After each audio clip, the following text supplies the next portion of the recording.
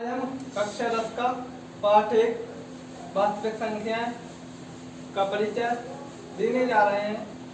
ठीक है, तो सबसे पहले आपके पास है वास्तविक संख्याएं। तो वास्तविक संख्याएं क्या होती है, तो इसको जानने के लिए हमें जानना होगा प्राकृतिक संख्याएं क्या होती हैं, पूर्ण संख्याएं क्या होती हैं, पूर्णांक क्या होते हैं, परिमेय संख्या क्या होती है और अपरिमेय संख्या क्या होती है। तो प्राकृतिक संख्याएं आपकी वो होती है 1 2 3 4 5 6 7 8 9 10 ऐसी अनंत तक, इंफिनिटी तक। इसी प्रकार से पूर्ण संख्या में कुछ नहीं, जीरो शामिल हो जाता है। जीरो से लेके अनंत तक की संख्याओं को पूर्ण संख्या बोलते हैं। आपका पूर्णांक क्या होता है? पूर्णांक होता है -1 -2 0 1 2 3, इन्हें आप पूर्णांक कहेंगे। आपने कक्षा 9 में भी पढ़ा होगा। परिमेय संख्या होती है आपकी जिसे p/q के रूप में लिखा जा सके। जैसे कि 2 को हम लिख सकते हैं 2/1 बराबर 2 लिखेंगे, जहाँ q क्या नहीं होना चाहिए, 0 नहीं होना चाहिए। यहाँ आप 2/3 तो लिख सकते हैं, लेकिन 2/0 नहीं लिख सकते हैं। आगे अपरिमेय संख्या क्या होती है, जिसे हम p/q के रूप में व्यक्त ना कर सके। जैसे कि 2 को नहीं कर सकते हैं हम, 3 को नहीं कर सकते। करनी वाली संख्याएं अर्थात अपरिमेय संख्याएं होती हैं, लेकिन जो करनी में संख्या हो वो पूर्ण वर्ग हो तो वो आपकी परिमेय संख्या होगी। जैसे √4 करनी में 4 क्या है, 4 एक पूर्ण वर्ग है 2 का, तो इसलिए ये आपकी अपरिमेय नहीं है। ये क्या है, आपकी परिमेय है, क्योंकि √4 करनी 4 को आप हल करते हो तो आपको 2 मिलेगा। क्या मिलेगा आपको? 2 मिलेगा, और 2 को आप 2/1 के रूप में लिख सकते हैं, जो कि आपकी परिमेय हो जाएगी। इसलिए ये आपकी अपरिमेय संख्या है। तो आपके पास ये सब संख्या है। आपने एक बाल्टी ली, उसमें आपने क्या डाल दी, प्राकृतिक संख्याएं। फिर इसके बाद आपने क्या डाली, पूर्ण संख्याएं। फिर इसके बाद आपने डाली पूर्णांक -1 -2 -3। इसके बाद डाली आपने परिमेय संख्या 2/3 4/2। अब आपने डाली अपरिमेय संख्या √2 √3। इन सब के मिश्रण से हमें जो प्राप्त हुआ है उन्हें हमने कहा वास्तविक संख्या। क्या कहा? वास्तविक संख्या। जो इन सभी को मिला के हमें प्राप्त हुई है, इन सभी संख्याओं को हमने मिला करके एक नाम दिया, जिसका नाम दिया वास्तविक संख्याएं। अब आगे हम यूक्लिड की परिमेय जानेंगे। अब हम जानते हैं यूक्लिड विभाजन प्रमेयिका क्या होती है। इसको ही हम अर्थात विभाजन प्रमेयिका कहते हैं, जो हम पहले भी पढ़ चुके हैं। यूक्लिड विभाजन प्रमेयिका को ही हम विभाजन प्रमेयिका बोलते हैं। एक साधारण विभाजन प्रमेयिका है। जैसे कि हमने पढ़ा है भाज्य बराबर भाजक गुणा भागफल प्लस शेषफल। इसी को ही हम यूक्लिड विभाजन प्रमेयिका अर्थात विभाजन प्रमेयिका बोलते हैं। 27 को 5 से भाग देने पर 27 बराबर 5 गुणा 5 प्लस 2। अर्थात यदि अपन 27 में 5 से भाग देते हैं तो 5 25, 7 में से 5 जाएगा 2, तो आपको 2 शेषफल 5 भागफल प्राप्त होगा। क्या होगा? 2 शेषफल 5 भागफल प्राप्त होगा। अर्थात यही हमने लिखा है, भाज्य का जो मान होगा वो भाजक से भागफल को गुणा और शेषफल को जोड़ने पर बराबर आएगा। यह एक सिद्ध किया हुआ कथन है, और इसी को हम विभाजन प्रमेयिका बोलते हैं। और यही हमारी यूक्लिड विभाजन प्रमेयिका है। अपन आगे समझते हैं। तो सबसे पहले आपको ये पता होना चाहिए प्रमेयिका किसे बोलते हैं। प्रमेयिका क्या होता है? प्रमेयिका एक सिद्ध किया हुआ कथन होता है, जिसे अन्य कथन को सिद्ध करने में प्रयोग किया जाता है। तो प्रमेयिका क्या होता है? एक सिद्ध किया हुआ कथन, जिसे अन्य कथन को सिद्ध करने में प्रयोग किया जाता है। जैसे कि आपका एक सिद्ध किया हुआ कथन था, तो हमने कहा, हमने 27 को सिद्ध करके बताया कि भाज्य का मान भाजक में भागफल से गुणा और शेषफल को जोड़ने पर बराबर प्राप्त होगा। तो हमने इसी को कहा है।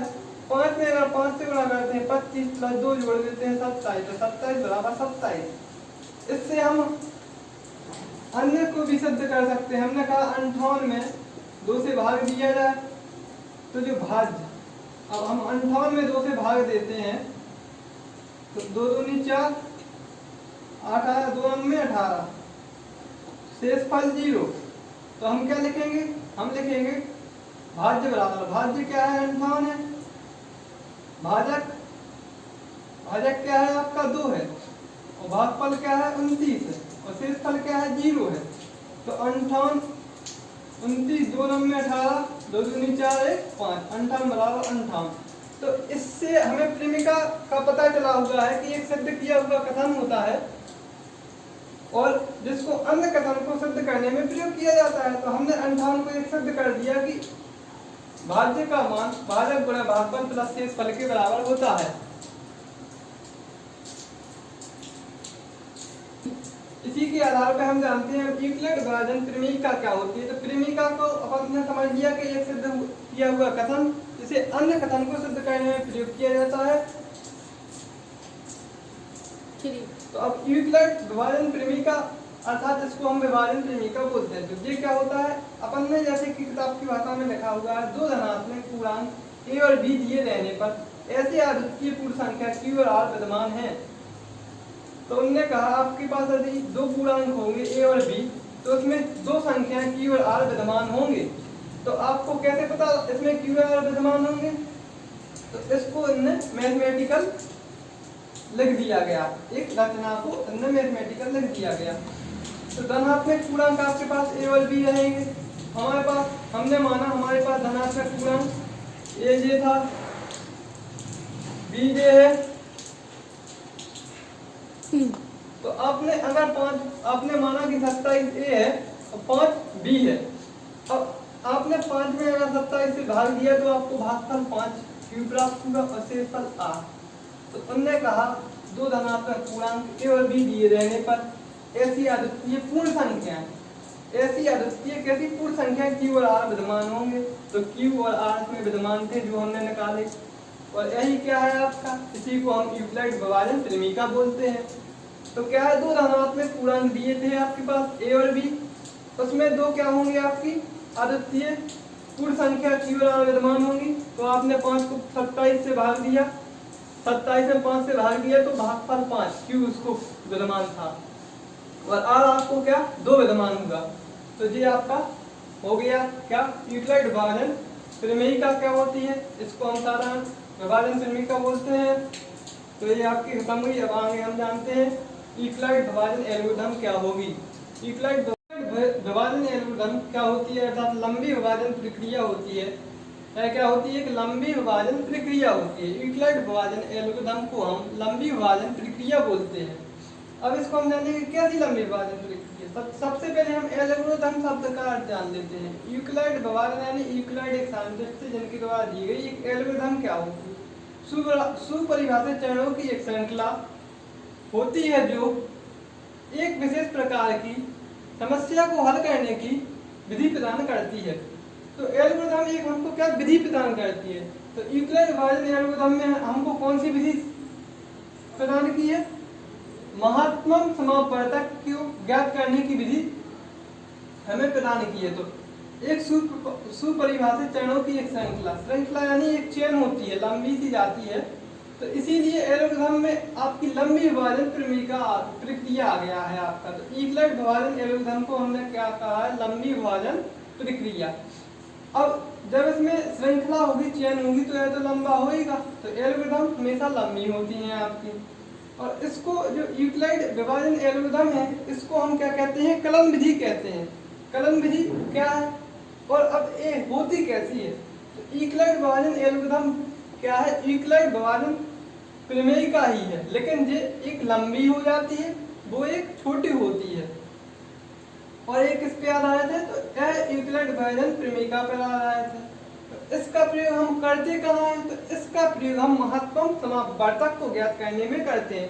जैसे कि आपके पास दो संख्या दी गई है 455 और 442, तो इसमें अब हमको महत्तम समापवर्तक ज्ञात करना है। तो सबसे पहले हम इनमें दो संख्याओं में देखना होगा कि कौन। अब हम आगे एक्सरसाइज 1.1 जानते हैं, इसके पहले हम यह जान लेते हैं कि महत्तम समापवर्तक क्या होता है। तो हम जानते हैं दो पूर्णांक a और b दिए गए हैं हमें, जहाँ a b से बड़ा है तो मासा वह है, a और b का महत्तम समापवर्तक वह है जो a और b को पूर्णतः विभाजित करे, वह पूर्णांक जो a और b को पूर्णतः विभाजित करे। अब इसको जैसे कि 135 और 225 में से अपन को एक संख्या मिलेगी, वह संख्या 135 को भी और 225 को भी पूर्णतः विभाजित करेगी। अब लेकिन हम इसको निकालेंगे कैसे? तो इसमें हम ए और बी के लिए यूक्लिड विभाजन भूमिका का प्रयोग करें और क्यू और आर का मान ज्ञात करेंगे। सबसे पहले हम क्या करेंगे, 135 और 225 में यूक्लिड विभाजन भूमिका का प्रयोग करेंगे। इसको जो बड़ा होगा उसको ए मान करके, जो छोटा है उसको बी मान करके हम इसमें यूक्लिड विभाजन भूमिका का प्रयोग करेंगे और हम इसमें क्यू और आर का मान ज्ञात करेंगे। यदि हमें आर का मान 0 प्राप्त होता है तो जो बी होगा, बी ए और बी पूर्णांक ए और बी का महत्तम समापवर्तक अर्थात एचसीएफ होगा। यदि हमें आर बराबर 0 प्राप्त नहीं होता है तो हम इसी प्रक्रिया को आगे तब तक हल करेंगे जब तक हमको आर बराबर 0 प्राप्त नहीं हो जाता है। तो हम अब एक्सरसाइज 1.1 का पहला प्रश्न ज्ञात करेंगे, जिसमें हम 225 और 135 का मात्रा ज्ञात करेंगे। यहाँ 225 135 से बड़ा है, तब यूक्लिड विभाजन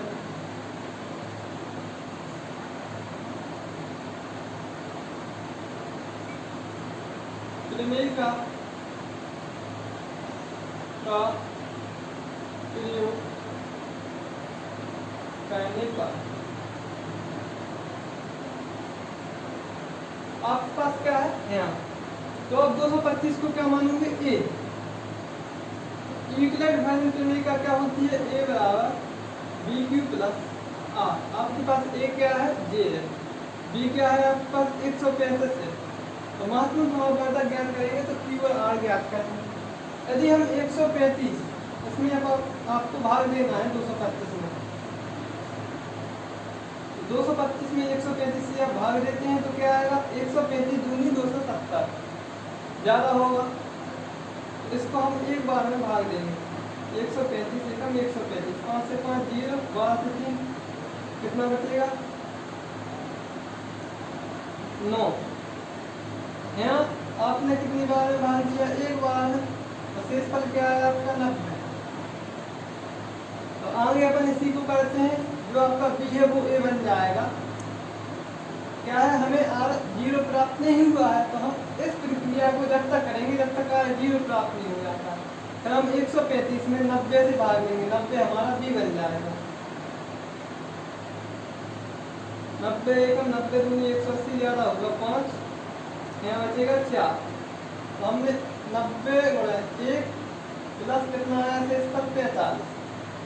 अब हम इसको ये काम करके आगे प्रयोग करेंगे, 90 45 क्या हो जाएगा आपका भाजक, 90 45 दूनी 90, 0 से 0 कट्टे, 9 से 9 कट्टे, 45 गुणे 2 प्लस 0, यहाँ से इसका 0 प्राप्त हो जाता है।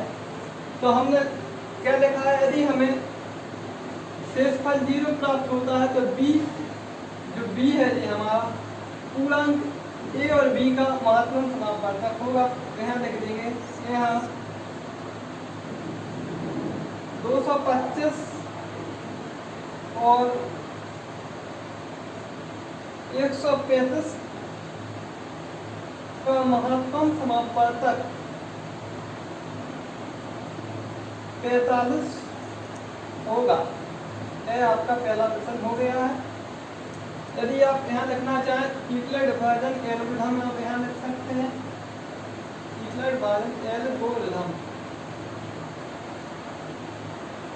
इसका आप स्क्रीनशॉट ले लें। आगे हम दूसरा प्रश्न देखते हैं। हाँ, यहाँ 1.1 का दूसरा प्रश्न हल करने जा रहे हैं, जहाँ आपको 196, अब यहाँ एक क्या है 3820, जो संख्या बड़ी होगी इसको 196 से बड़ा है, फिर आप कोई लिख लेंगे। यूक्लिड विभाजन एल्गोरिथम का प्रयोग करने पर 3820 बराबर 196 से 3820 में भाग देंगे। 3820 में। अब यदि आप इसमें 10 से बड़ा करते हैं तो आपको 1960 प्राप्त होगा, लेकिन यदि आप 100 से भाग करते हैं तो 19,600 प्राप्त होगा। तो ये इससे बहुत कम है, इसलिए आप इसमें किससे भाग करें। आप यदि इसमें 200 से भाग करते हैं तो आपको कितना प्राप्त होगा, आपको 2 छक्के 12, 2 नम 18, 1 9 1 2 3, मुझे ज़्यादा प्राप्त हो जाता है, इसलिए अपन अब छोटी संख्या देंगे 200 से नीचे वाली।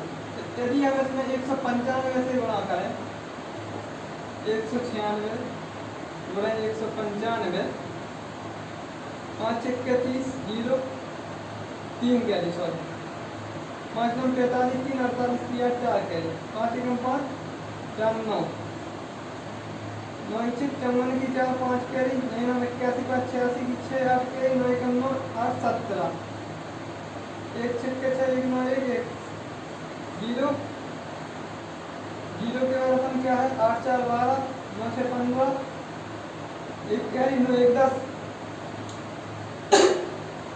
10 6 16 6 22 का 2 2 हासिल, 7 2 9 9 18, 1 और 1 2 और 3। तो आपने यदि 196 से 195 में गुणा करेंगे तो आपको ये प्राप्त होगा, और आपको शेषफल क्या प्राप्त होगा 0। आप यदि इसको ऐसा लिख देते हैं 196 से 195, तो आपको ये प्राप्त हो जाएगा। इसलिए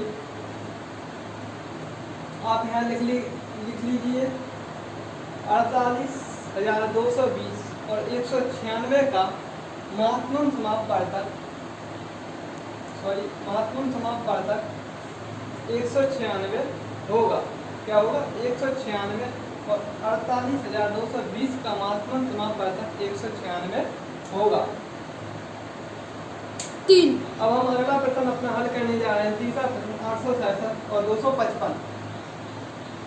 867 और 255, यहाँ 867 255 से बड़ा है, तब यूक्लिड विभाजन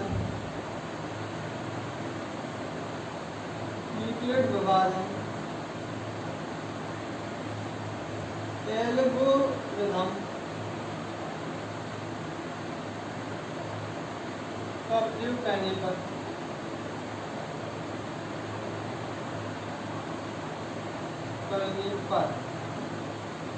आपके पास क्या है 867, इसको हम ए मान लेंगे। 255 क्या है आपके पास, बी मान लेंगे। अब 255 से आप 867 में भाग देते हैं, तो आप 3 बार भाग दीजिए, यदि 4 बार देंगे 800 हो जाएगा, 55 चौको 220 हो जाएगा, बहुत ज़्यादा हो जाएगा। 3 बार में आप दीजिए, 3 5 15, 3 5 15 116, 3 6 1 7, 7 में से 5 2, 7 से 6 0, 8 में 7 102। तो इसमें 3 बार भाग किया, आपको शेषफल 102 प्राप्त होगा। आपको यहाँ शेषफल जब तक 0 प्राप्त ना हो जाए, जब तक आपका महत्तम समापवर्तक नहीं निकलेगा। तो इसलिए आप यहाँ 255 को क्या मान लें, ए मान लें, 102 को क्या मान लें, बी मान लें। आगे आप क्या करें, 255 102 दूनी क्या होता है 204 होता है, 5 में से क्या आएगा 1 5, 2 में से 2 0। कितनी बार में 2 बार में किया, आपको शेषफल इनके अंक प्राप्त हुआ। 102 को क्या मान लें आप, ए मान लें, इनके अंक को बी मान लें। इनके अंक से इसमें आप क्या करें, भाग दें 102 में। इनके अंक दूनी 102 हो जाएगा। तो आपको क्या इसमें 2 बार गुणा करने पे 0 प्राप्त होता है, अर्थात यहाँ लिख देंगे हम 867 और 255 का महत्तम समापवर्तक इम्तिहान होगा। अब आपने 1.1 की एक्सरसाइज के 3 प्रश्न हल कर लिए हैं। आगे के प्रश्न आपको अगली वीडियो में मिलेंगे, और यदि वीडियो पसंद आई हो तो वीडियो को लाइक, चैनल को सब्सक्राइब और शेयर ज़रूर करें। और हमारे इस चैनल पे एमपी बोर्ड की सभी कक्षाएं कुछ ही दिन में शुरू हो जाएंगी, और हमारे इस पे अभी 3 क्लासेस पर डे आपकी 3 वीडियो अपलोड करी जाएंगी, एक मैथ की, साइंस की और इंग्लिश की। 3 वीडियो आप लगातार देखें। यदि वीडियो पसंद आए तो चैनल को सब्सक्राइब और वीडियो को लाइक करें। अपने फ्रेंडों को भी बताएं कि इस चैनल पर MP बोर्ड की सभी विषय पढ़ाए जा रहे हैं। अभी हमने 3 विषय पढ़ाना शुरू कर दिए हैं। तो